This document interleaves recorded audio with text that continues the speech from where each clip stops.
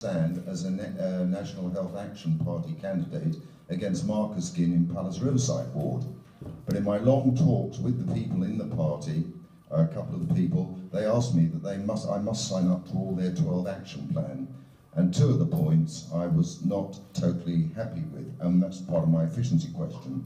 A point of fact, hidden away in the back in Appendix K of shaping a healthier future for the NHS is the increased journey times for ambulances, and they say, even with the closing down of Charing Cross, making the case, they said the increased journey time would only be between 2.4 and 4.6 minutes.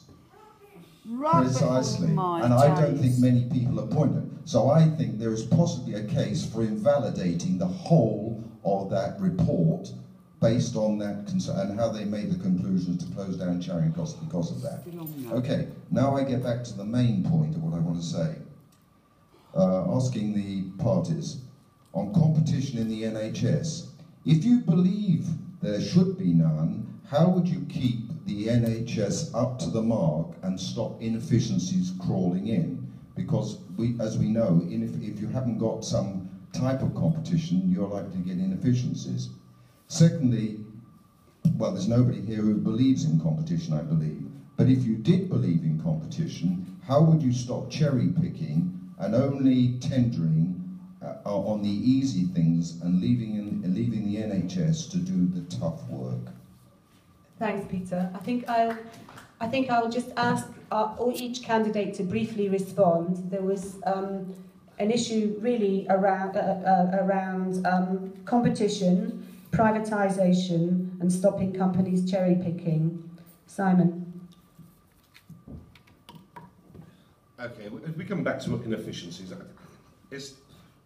years ago, I think it was Labour who turned around and said they are going to get the matrons back in charge of the hospitals. Back when my mother was a nurse and then became a matron, that was happening. They were in charge of the wards. They were also, to a certain point, in charge of certain amount of budgets. It does seem that right at the top end, there are more bureaucrats, more managers running the NHS and getting involved, rather than putting the decisions back down to the doctors and other people who should be actually making those decisions. So it needs to come right from the top all the way back down as far as inefficiencies are concerned. With regards to competition, we live in a world of competition, and we've got to try and get the best as we possibly can for the NHS, for the money. We're all taxpayers, we're all paying them into the NHS, so competition has still got to be there. To actually try and work out how best to do it with regards to what you're saying, I couldn't answer that question right now, but yes, I totally understand what you're saying. Yes, this is a business question, and there are two strategies in any business one will use. One is called push strategy, one is called pull. In push strategy, it is a blame culture. I didn't do it, so and so did it.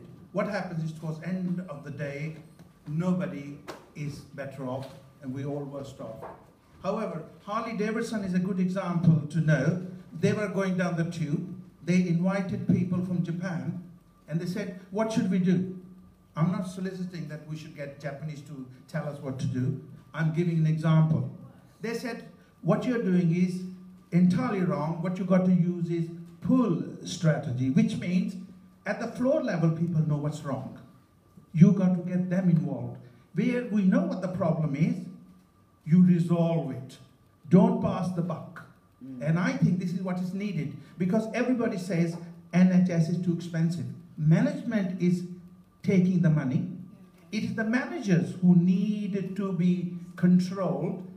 I was at Charing Cross and Chelsea Hospital 3 days ago, and the nurse said to me, and I quote, management is giving us such decisions which are totally and utterly nonsense. If the staff loses faith in management, how can you run an organization? Head of the household has to have the respect. How will they get the respect? Respect is earned. It doesn't grow on trees. Can't you go in the shop and buy it? Therefore, what has to happen is the nurses, the doctors, they know best. They deal with the patients, not the managers. They deal with figures. Those who deal with figures, they only understand figures. What they will do, they will treat us In Christianity, they say people, humans are image of the God. They don't treat us as such, they treat us as numbers. It doesn't really matter. It can be foreigner from Timbuktu, it could be man who landed from Mars, as long as it saves the money. But that is not the crux of the matter. If we are image of the God, then is it not true that we should try to be Christian? Cameron says, I'm a Christian, I want him to prove it. Okay.